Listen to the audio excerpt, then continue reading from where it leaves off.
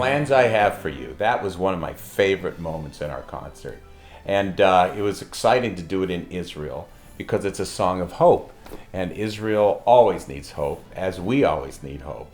As a matter of fact, I needed hope the day I wrote that song. Well, we wrote that song, but the day I started writing the song, I was very discouraged. You know, we wrote some songs together, and people are always wanting new songs from me, and sometimes I'm a little slow.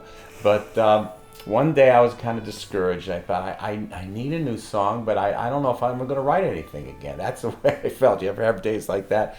And I was walking around the house, and I like to look at my devotional books. So that's kind of my routine. So I just was going from one devotional book to the other, and every single devotional book I picked up had Jeremiah 29:11. I know the plans I have for you. And it was kind of rolling around in my head, but I wasn't even going to sit and write a song, but it was one of those moments where God kind of goes, okay, I've got your attention now. So I went to the piano, and I sat down, and I wrote this little melody. I know the plans I have for you. And that's basically all I had. And then you came in, because we worked together, and I showed it to you, and you could take it from there. This is the most overused verse of all time. Yes, that's right.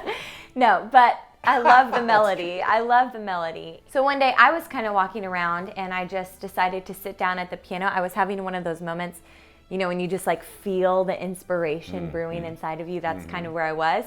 And I thought, okay, if I don't sit down right now, nothing's going to be written, but if I do, I might get something. So I sat down, and I just started writing this simple little melody, and all I had was, here I am waiting once again. Just something really simple. And pretty.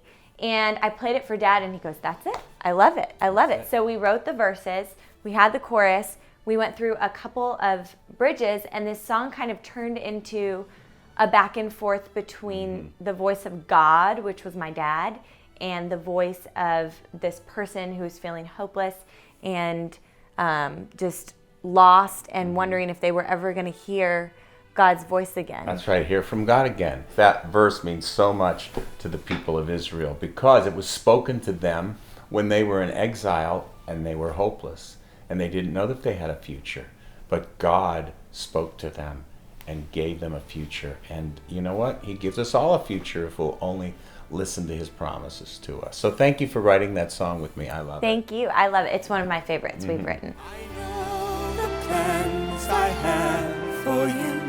You're always on my mind.